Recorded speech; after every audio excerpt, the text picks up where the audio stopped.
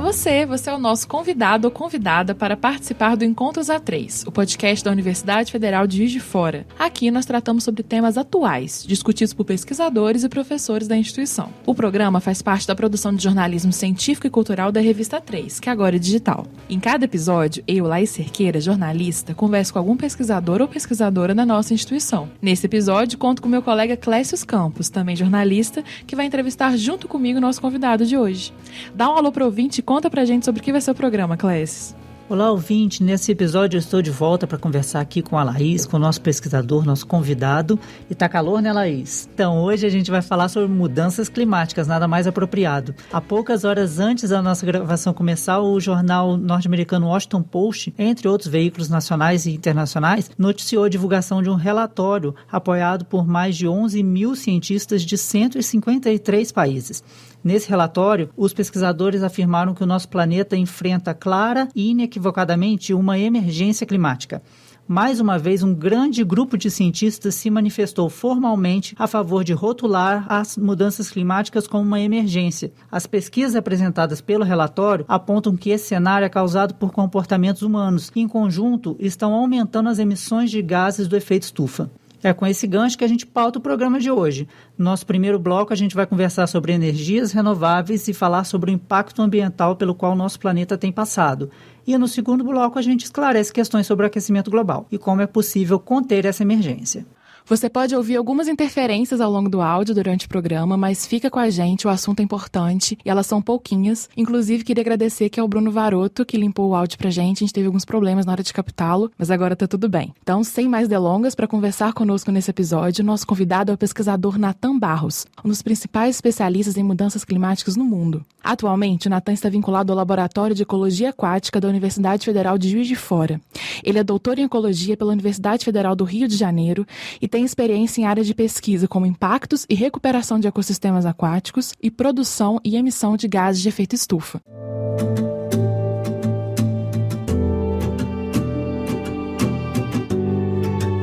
Professor, então, dando início ao nosso primeiro bloco, a gente quer conversar com você sobre energias renováveis primeiro. Segundo os dados da empresa de pesquisa energética, que é um órgão público e federal vinculado ao Ministério de Minas e Energia, a participação de renováveis na matriz energética brasileira manteve-se entre as mais elevadas do mundo nos últimos anos. Lembrando ao ouvinte que matriz energética é o conjunto de todos os tipos de energia que um país produz e consome. O uso de energias renováveis, segundo a empresa, corresponde a 43% da oferta interna de energia no Brasil, por exemplo. E aí, Nathan, por mais que o conceito de energias renováveis seja bem explorado, ainda existem muitas dúvidas, sobre como elas funcionam. Então, você pode começar explicando para a gente o que significa chamar uma fonte energética de energia renovável? Boa pergunta, Laís. Uma energia renovável é uma energia que vem de uma fonte natural e que pode ser naturalmente reabastecida. Por exemplo, grande parte da matriz energética brasileira, como você bem falou, provém de fontes renováveis e principalmente a hidroeletricidade. Então, quando você aproveita, por exemplo, a vazão da água em um rio, isso é uma fonte de energia que naturalmente ela é reabastecida. Então, por isso a gente chama essa energia de renovável. Assim como renovável é a energia proveniente do vento, do sol, a energia geotérmica, que é o calor que vem do centro da Terra, a energia das biomassas. Então, todas essas fontes de energia que a gente pode reutilizar constantemente, a gente chama de energia renovável. É diferente, por exemplo, de outras formas de energia que são naturais, mas não são renováveis. Por exemplo, a quebra do urânio ou a energia proveniente do petróleo. São fontes naturais, mas que existe um limite no planeta para fornecer essa energia para a gente. Professor, então além dessa definição de renovável que foi colocada aqui, as energias como solar, eólica e hidrelétrica também são frequentemente chamadas de energias limpas. É correto falar isso, chamar de energia limpa? Se é ou se não é, por quê? Como você explica isso pra gente? Interessante essa pergunta, porque assim como grande parte da nossa matriz energética ela é dita como uma energia renovável, ela também foi por muito tempo dita como sendo energia limpa. E que hoje a gente sabe que não é verdade. Na verdade, todas as fontes de energia elas têm alguns impactos. Por exemplo, as pessoas falam muito da energia eólica, mas a energia eólica ela não é isenta de impactos ambientais. Por exemplo, aquelas hélices lá que são utilizadas para movimentar o gerador através da força do vento, elas têm capacidade para atrair pássaros, aumentar a mortalidade de outros animais voadores. Então existem impactos associados a todas as energias, fontes de energia. Por exemplo, a energia solar ela tem capacidade de aumentar a energia local em alguns graus. Então, toda fonte de energia ela tem algum impacto e por isso ela não é 100% limpa. Na nossa matriz energética, ela provém basicamente de fontes hidroelétricas, né? E a hidroeletricidade, ela tem também impactos. Por exemplo, quando você alaga um local, grande parte da biomassa do carbono que está ali acima do solo ou abaixo do solo, ele vem a ser decomposto ao longo dos anos e essa decomposição gera gás de efeito estufa. E a gente fala de CO2, metano, óxido nitroso, que são gases produzidos pela decomposição desse material que foi inundado ou de um material que chega no reservatório pela bacia de drenagem. Então, dessa forma, a gente consegue produzir uma energia que é renovável, mas não é necessariamente uma energia que é 100% limpa. Então, existem impactos associados a todas as formas de energia. O que a gente precisa, na verdade, é selecionar fontes de energias diferentes, que a gente consiga ter diferentes categorias de impactos e buscando sempre fontes mais limpas possíveis em cada caso onde elas estão disponíveis. Entendi. Então, por exemplo, cada região do Brasil, já que o Brasil é um país grande, cada uma delas tem um tipo de energia que seria mais adequada. É mais ou menos assim. Mais ou menos isso. Até porque a gente é um país com escala continental e que tem diferentes aptidões para fornecimento de energia. Por exemplo, no Nordeste a gente tem uma capacidade de utilizar muita energia solar, energia eólica. Quando a gente vai para o norte, para o centro-oeste, a gente tem muitos rios que já barrados e que têm capacidade de produzir energia hidroelétrica. Em algumas áreas do Brasil a gente tem capacidade de utilizar a biomassa para produzir energia. Então é importante não só a gente olhar para cada região e ver qual é a aptidão daquela região para produzir energia, mas também de diversificar a matriz energética brasileira para buscar duas coisas. Primeiro, segurança energética e segundo, fontes de energias com menos impactos associados. Tem uma classificação, professor, de fonte limpa, mais limpa do que outra, que a gente consiga definir assim, essa é um tanto mais limpa do que a outra tal. Quando se faz um planejamento para construir uma fonte de energia, são necessários fazer os estudos prévios de impactos ambientais. Nesses estudos, a gente consegue levantar todos os impactos que são possíveis de acontecer dada a construção daquele empreendimento. Então, a priori, a gente sabe os impactos associados e isso faz com que a gente tenha condição de selecionar plantas energéticas menos poluentes ou mais limpas do que outras. Professor, você citou aí o gás carbônico, né, o CO2, e é muito comum a gente ver ele como o vilão, né, das emissões poluentes na nossa atmosfera. Mas ele é o único gás que a gente precisa prestar atenção? É o único que precisa ter a emissão diminuída? Ou tem outras substâncias que também a gente precisa ficar atento a elas? É muito legal você perguntar isso, porque geralmente o CO2 ele é o que mais chama atenção, né? Parte dos gases emitidos são emitidos na forma de CO2, mas ele está longe de ser o único e está longe de ser o único que a gente precisa prestar atenção. Por exemplo, além do CO2, a gente tem um impacto muito grande na questão do efeito estufa relacionado ao metano, ao óxido nitroso, ao vapor de água. E todos esses gases e vários outros que são comumente conhecidos nas discussões científicas, eles sempre são, em um segundo momento, convertidos a uma escala de CO2, que a gente chama de CO2 equivalente. Por exemplo, o metano ele tem um efeito na atmosfera em 100 anos equivalente a 32 moléculas de CO2. Então, quando a gente fala assim, teve uma molécula de metano emitido, em 100 anos ele tem o mesmo efeito que teria 32 moléculas de CO2. Então, ele é mais agressivo. O N2O ele aumenta em 280 vezes o efeito do CO2. Então, assim, apesar de ser concentrações menores, eles têm um efeito potencial de aquecimento maior do que o CO2. Então, a gente sempre, quando a gente quer comparar esses gases que são emitidos, a gente fala numa escala de CO2 equivalente, quer dizer, um equivalente ao CO2. Então, por exemplo, o Brasil ele tem a grande parte das emissões que a gente reporta nos inventários brasileiros de emissões de gases de efeito estufa. Grande parte das emissões provém da agropecuária, principalmente, por exemplo, o desmatamento, que emite muito CO2, e também a produção dos ruminantes, né? O Brasil tem uma capacidade de produzir animais e alimentos muito grande. E esses ruminantes, eles, durante o processo de digestão, eles produzem metano. O metano é um dos gases mais agressivos, como eu acabei de dizer, para o efeito estufa. Então, assim, são vários gases que a gente precisa prestar atenção, o CO2 é só um deles. Mas é o que ganhou mais notoriedade ao longo dos anos, e aí se transformou isso em uma escala de CO2 equivalente. Ruminante, você diz o gado, né? São não só gado, mas outros animais que possuem 4 cavidades no aparelho digestivo, o cabrito, o gado, tem outros que eu não me lembro agora. Não, porque quando fala ruminante, né, eu penso assim na vaquinha, mas tem outros. O nosso grande rebanho é de vaca, de gado, né? É geralmente rotulado como o maior vilão aí entre a nossa capacidade de produção da agropecuária. Mas, de fato, é só um dos processos que levam à emissão de gases de efeito estufa, é a produção de alimento. A grande maioria também provém, por exemplo, da queimada, desmatamento da Amazônia, por exemplo, o desmatamento da Mata Atlântica. Tudo isso faz com que uma grande quantidade de carbono que estava preso, estocado em uma biomassa, por exemplo, na floresta, e que demoraria milhões de anos para voltar para a atmosfera, quando você retira uma árvore e queima aquela árvore, você em escala de minutos, segundos, você libera todo esse carbono de novo para a atmosfera. Então você sobrecarrega a atmosfera. Isso faz com que a velocidade com que esse carbono que estava preso na biomassa volte para a atmosfera seja muito acelerada.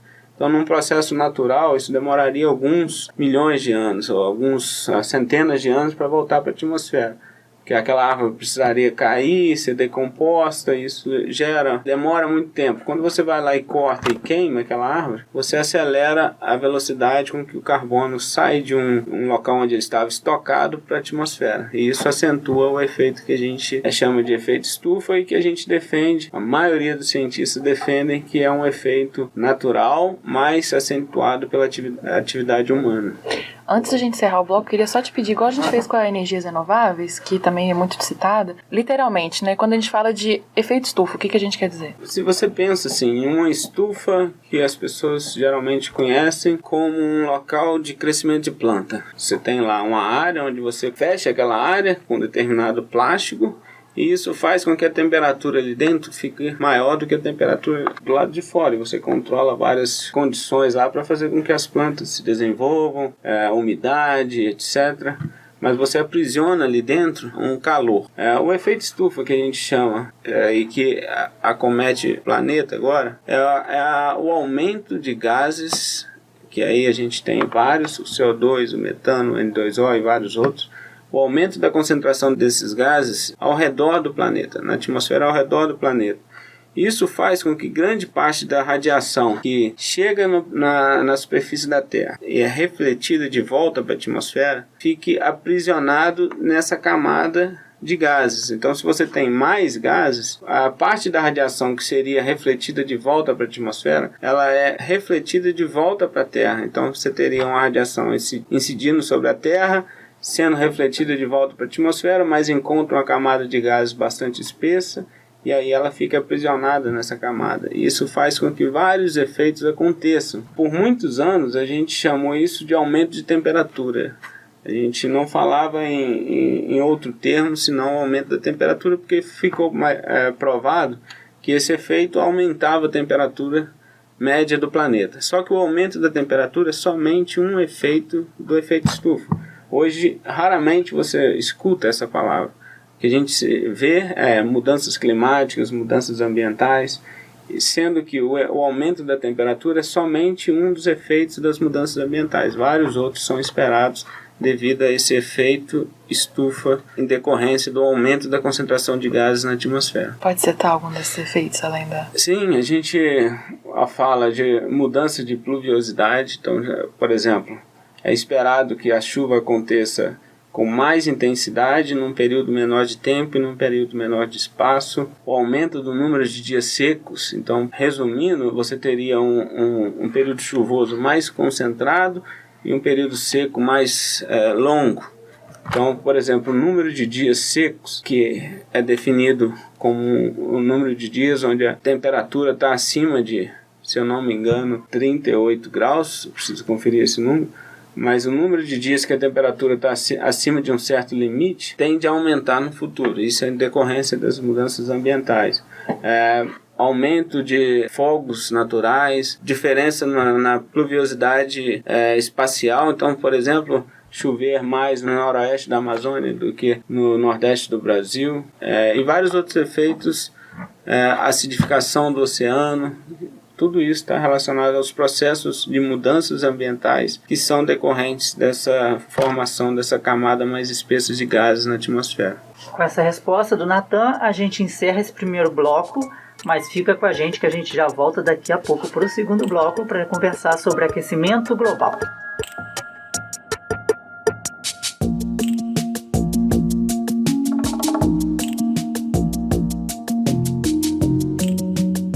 Professor Natan, agora nós vamos nos aprofundar em questões sobre o aquecimento global.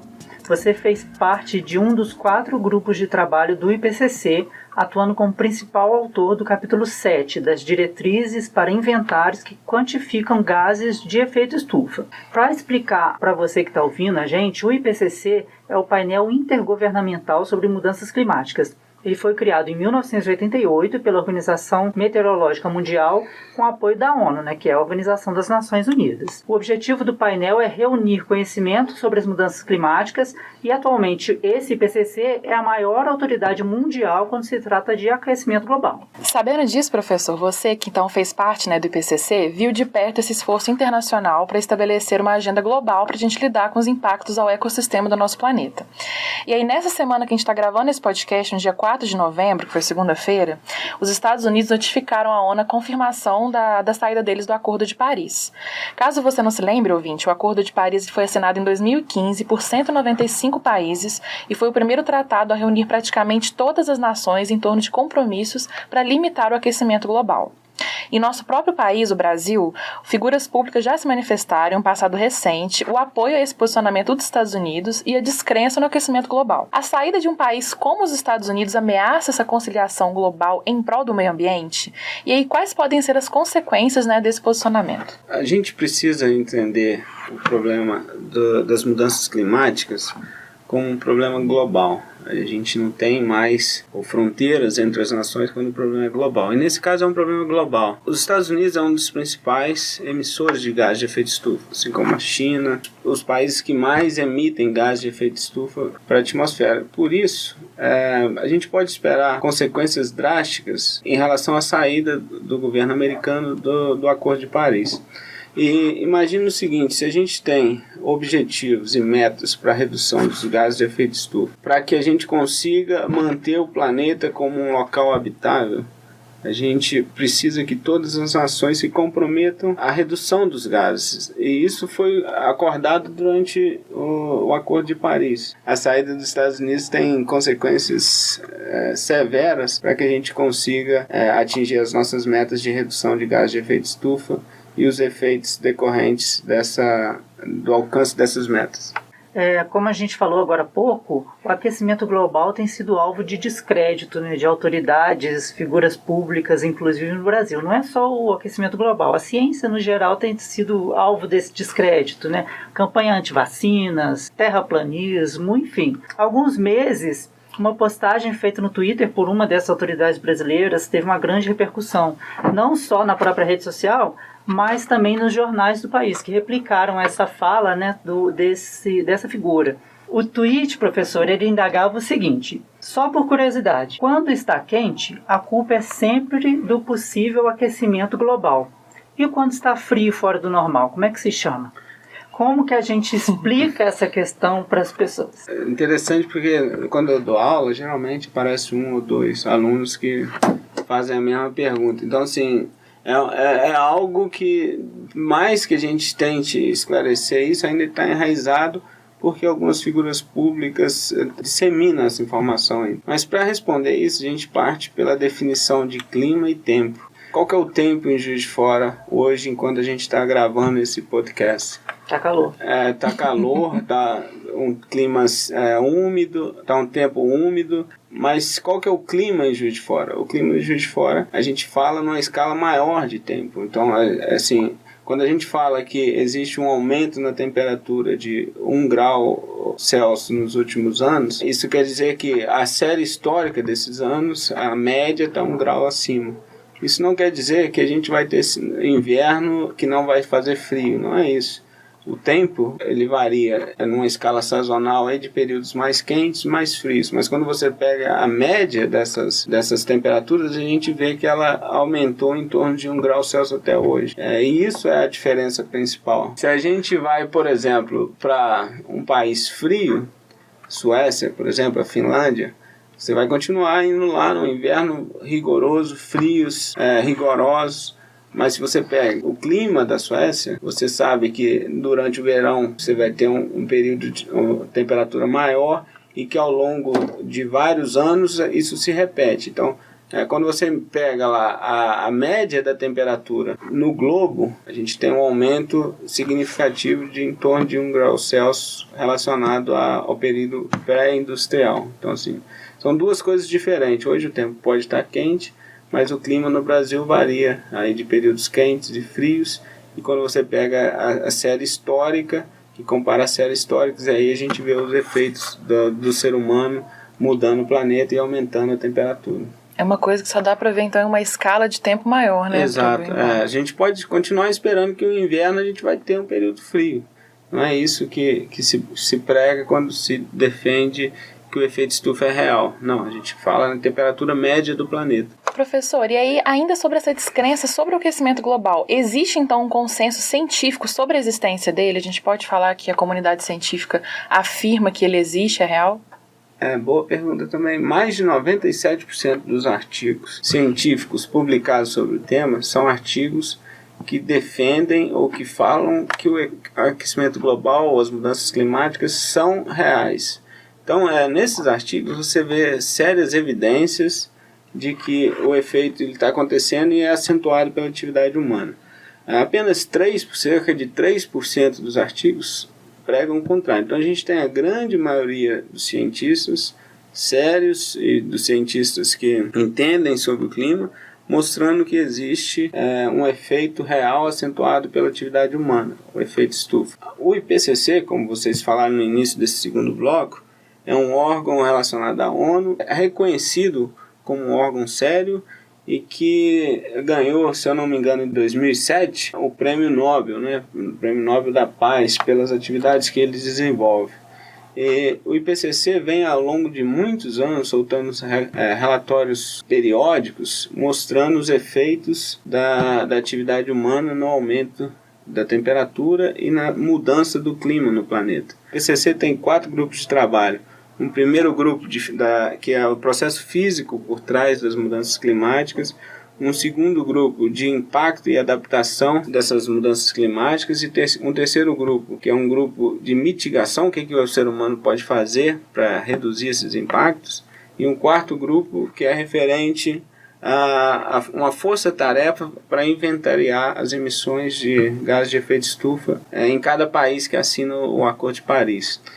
Eu fiz parte desse quarto grupo de trabalho e nesse quarto grupo a gente teve a oportunidade de refazer o guia que os países utilizam para inventariar suas emissões. E durante esse processo eu pude perceber quão sério que é o IPCC e quanto que a ciência tem poder de decisão dentro de fóruns como o IPCC ou a ONU.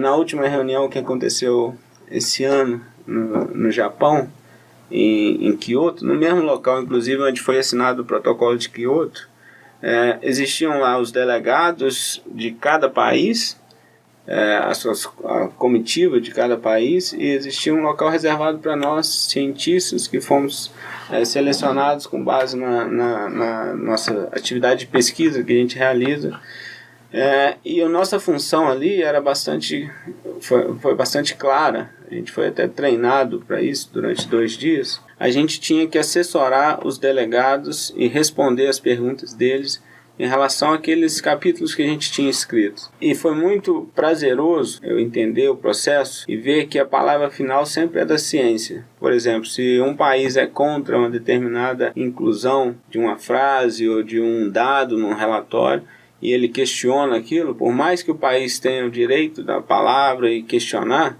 a decisão final é sempre da ciência. Então, se nós, como cientistas, autores dos capítulos, disséssemos: não, a gente não concorda com essa retirada, porque isso tem embasamento científico, e a gente mostrasse que tem embasamento científico, aquilo permanecia nos capítulos, independente da posição de cada país, independente da posição econômica, da força militar, ou de quão alto ele falava, mas a palavra final é sempre dos cientistas. Eu vou deixar na descrição desse podcast um link também de um vídeo que foi produzido aqui na UF, que explica o processo científico, né, como que chegam-se as conclusões científicas e por que ele é a fonte mais confiável, né, de conhecimento, de como os cientistas fazem para comprovar aquilo que eles estudam, enfim, que não é uma questão de crença, né, é uma questão de verificação, de evidências, enfim. Então, vou deixar aqui na descrição para quem tiver interesse também poder dar uma olhada. Previsões científicas atuais, elas estimam que no ritmo que a gente está caminhando, até o fim do século, a temperatura global deve aumentar em 3 graus Celsius. Um dos relatórios do IPCC aponta que as lideranças mundiais devem se esforçar para fazer com que esse aumento não chegue nem à metade.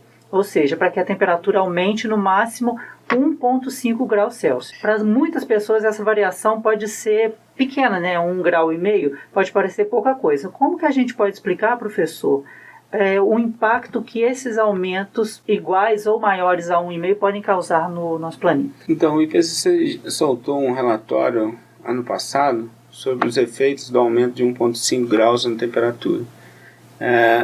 É importante dizer que esse aumento está relacionado à temperatura antes da era industrial.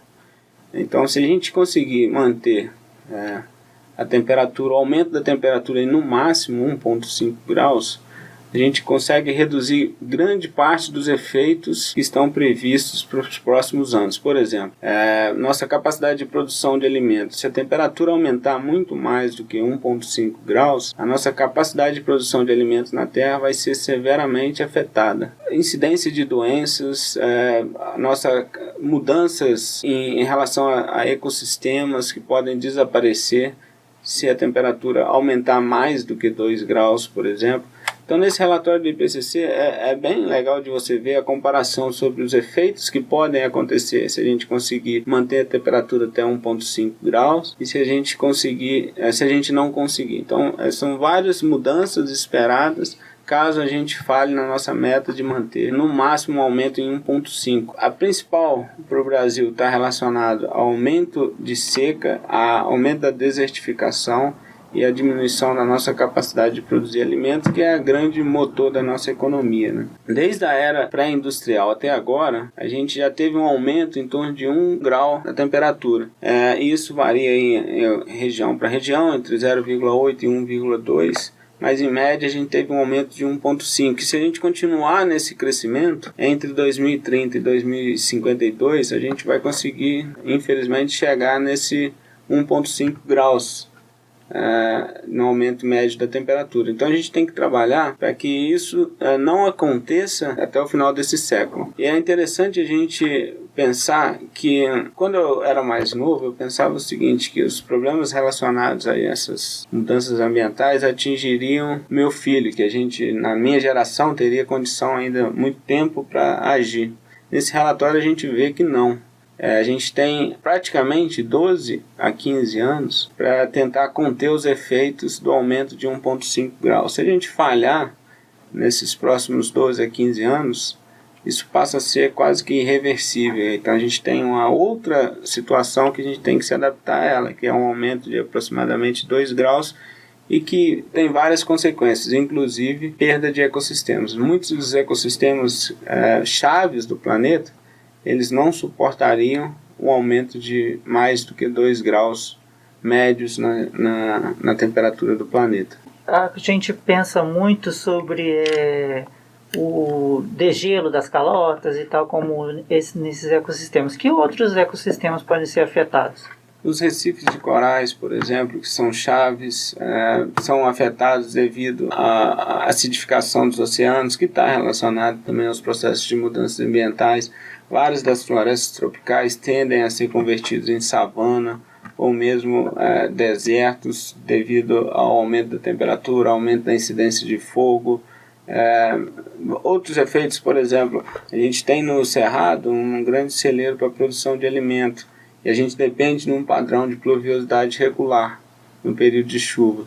Quando a gente pensa que as mudanças que são previstas, caso a temperatura chegue a 2 graus, passam, por exemplo, por uma mudança de pluviosidade diminuindo o período chuvoso e aumentando o período seco, isso afeta diretamente a nossa produção de alimentos.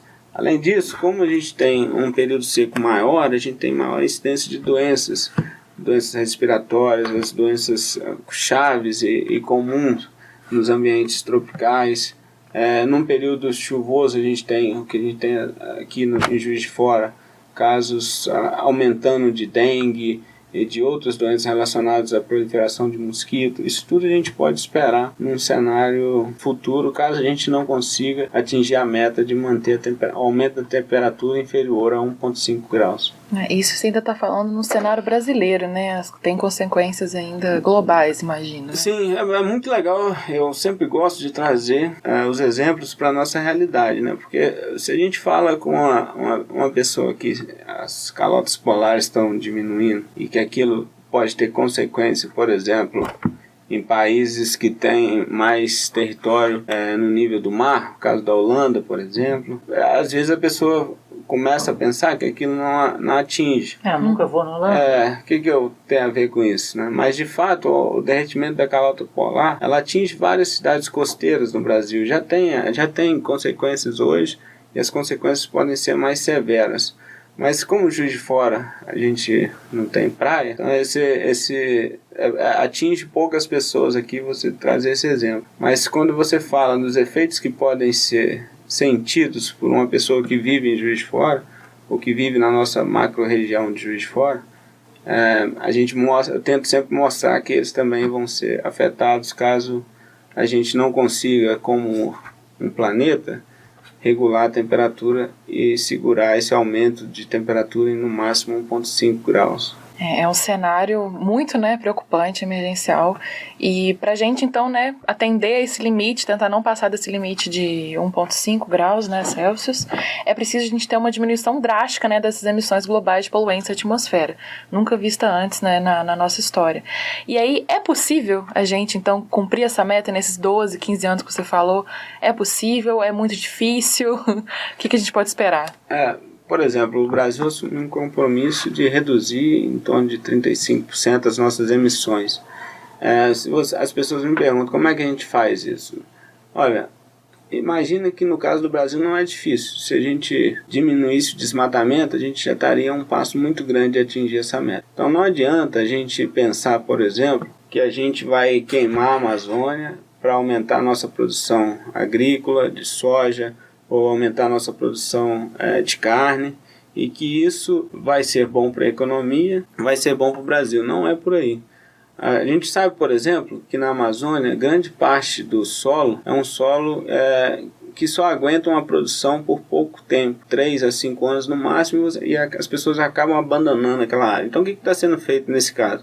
Você pega uma grande biomassa de floresta, que tem um monte de carbono estocado nessa biomassa, e você derruba aquelas árvores, queima aquela madeira, ou utiliza essa madeira para um outro fim, e aí a gente fala num ciclo de vida de talvez 100 anos, para que esse carbono possa retornar para a atmosfera.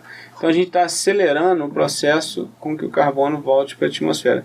Se a gente simplesmente para com o desmatamento dessas áreas, a gente consegue fazer com que esse carbono fique estocado ali. Outra forma de impacto da humanidade no clima é, por exemplo, os combustíveis fósseis. Eu não sei se vocês já pararam para pensar, mas o que é o petróleo? O petróleo é um carbono que sedimentou no oceano, e aí ele foi lá para o fundo do oceano, e depois de uma escala longa de tempo, aquele carbono foi se transformando e formando petróleo. Ele demoraria naturalmente milhões de anos para ele voltar para a atmosfera. Então, assim, é um carbono que está preso ali no fundo do oceano. E quando a gente vai lá, retira esse petróleo, retira esse gás natural e utiliza nos carros, utiliza nas indústrias como uma fonte de energia, a gente está acelerando a velocidade com que esse carbono volte para a atmosfera. Então, atingir as metas parte necessariamente por uma mudança de hábito e por uma mudança na matriz energética. Se a gente consegue ser menos dependente e utilizar menos um carbono que está lá no fundo do oceano preso lá, a gente diminui a velocidade com que a gente afeta a atmosfera e necessariamente a gente diminui a nossa influência no que a gente chama de efeito estufa. Professor, você faz parte de um grupo de pesquisadores que desenvolveu uma ferramenta que auxilia no planejamento energético de usinas hidrelétricas, para que elas produzam mais, emitindo menos CO2 possível. Isso é um exemplo de alguma dessas estratégias que podem funcionar no controle do aquecimento global? Como você explica o resultado dessa pesquisa? Como que ele pode ser aplicado? O que essas pesquisas significam, né? Especialmente aqui para a realidade do Brasil, que a gente tem uma energia hidrelétrica muito forte e aproveitada. Então, vai muito ao encontro disso que eu acabei de falar. A gente ter uma seleção de plantas para a produção de energia, uma matriz energética mais limpa. Então, o que a gente acabou de fazer, foi publicado numa revista de grande impacto científico, foi mostrar que uma ferramenta que pode ser aplicada tanto na Amazônia quanto em qualquer local do mundo, onde a gente otimiza a seleção dos reservatórios que são planejados. Então, por exemplo, na Amazônia estão planejados mais de 250 hidrelétricas já inventariadas e que poderiam ser construídas. O que a gente fez foi selecionar com base em um modelo muito complexo, só para você ter uma ideia, o número de combinações que esse modelo gerou eram 10 elevados a 258. Isso é maior do que o número de segundos que existiu desde o Big Bang até hoje. Então, assim, são combinações extremamente complexas que demandou supercomputadores para serem feitas.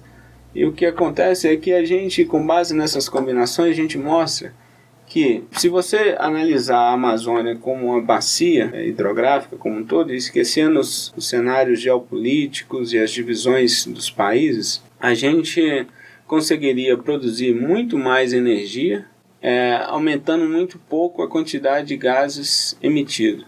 Isso porque a gente conseguiria selecionar as melhores combinações de hidrelétricas, onde a gente consegue aumentar a produção energética sem que aumente proporcionalmente os impactos associados a ela. E basicamente essas hidrelétricas estão situadas nos Andes. A região andina da Amazônia, que é uma região mais elevada, os rios têm a capacidade de ser mais encaixados. São reservatórios que tendem a ser reservatórios que ocupam uma área menor e mais profundos, então você tem a utilização da água mais eficiente.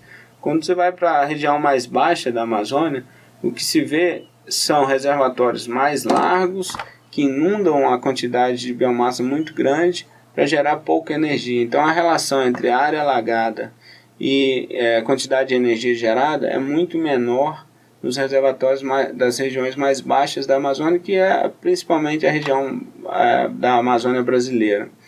Então, se a gente tiver um planejamento em termos de bacia hidrográfica, a gente deveria evitar esses reservatórios situados nas regiões mais baixas e ter reservatórios construídos nas regiões mais altas da Amazônia, basicamente a região andina, e isso daria a gente mais energia com menor impacto. Muitos anos o nosso grupo de pesquisa, já desde 2011, na verdade bem antes disso, o grupo de pesquisa de ecologia aquática da Universidade Federal de Juiz de Fora começou com o professor Fábio Roland, e desde 2003 ele tem projetos financiados por diversos órgãos governamentais, onde a gente buscou, desde então, identificar o papel dos reservatórios de hidrelétrica nas emissões de gás de efeito estufa. E a gente mostrou, desde 2011, em uma publicação, também uma revista de altíssimo impacto, que os reservatórios da Amazônia, quando eles, no geral, eles tendem a emitir mais gás de efeito estufa do que os reservatórios situados em outros locais no Brasil e no mundo. Então, assim, se a gente tem um planejamento de construção de energia, o que essa ferramenta ela ajuda a gente é selecionar plantas hidrelétricas ou combinações de plantas hidrelétricas que tendem a emitir menos gás de efeito estufa por unidade de energia gerada. Basicamente é isso. Professor, então aproveitando esse gancho, que você citou essa pesquisa, onde que o nosso ouvinte pode acompanhar mais sobre o seu trabalho, o trabalho do seu grupo de pesquisa, do laboratório, onde que ele pode ir? Nós, do Laboratório de Ecologia Aquática, estamos associados ao programa de pós-graduação em Ecologia. Então, quem quiser conhecer mais, é bem-vindo visitar o site do programa de pós-graduação em Ecologia da UFJF e também o site do laboratório, www.ufjf.br/liminologia. Liminologia é o nome da ciência que estuda as águas continentais. Ou então, vai lá no Google, Programa de Pós-Graduação em Ecologia, o UFJF é o primeiro que aparece, é só clicar lá, tem muita informação. Quem quiser também, eu posso disponibilizar meu e-mail, Nathan, com nathan.barros@ufjf.edu.br. Eu sou professor associado ao Departamento de Biologia, que fica no Instituto de Ciências Biológicas, e qualquer pessoa que quiser um dia passar lá e conversar, é bem-vindo. Beleza, ótimo. Vou deixar então também aqui na descrição desse episódio todos esses links. E links também para as matérias, que a gente já produziu matérias sobre essa pesquisa que o Nathan falou por último, sobre essas publicações que ele também citou na Nature, em outras revistas. Então, vou deixar tudo aqui na descrição. Então, queria agradecer, professor, obrigada pela sua disponibilidade, pela sua participação, e obrigada também a você, ouvinte, por nos acompanhar aqui nesse encontro. Lembrando aqui que o Encontros A3 sempre vai contar com pesquisadores da UFJF para conversar sobre temas de interesse público. Lembrando que esse também é um papel da universidade, que é democratizar o acesso à ciência que é produzida aqui. Gostaríamos de reforçar que é uma alegria para a gente ter você acompanhando esse programa, fazendo parte da transmissão de conteúdo. Se você conhece alguém que se interessa por esse tema, você pode indicar esse podcast também. Seus comentários, impressões, sugestões são sempre bem-vindos. Converse com a gente também pelas redes sociais da universidade. O Instagram é o FJF, o Facebook é o FJF Oficial e o Twitter o FJF _. A gente tem também um LinkedIn, você pode buscar lá Universidade Federal Juiz de Fora, que você acha as informações que você precisa. Aproveita e segue a gente em todas essas redes sociais. Esse podcast é vinculado à Revista 3 da UFJF, de jornalismo científico e cultural. Você pode acessar todo o nosso conteúdo, que vai além do texto, no site www.revista3, lembrando que o 3 é numeral, então é revista3.ufjf.br. Lá você também reconhece outras iniciativas de divulgação científica aqui da universidade. Por hoje fechamos por aqui, um abraço, até breve. Até mais.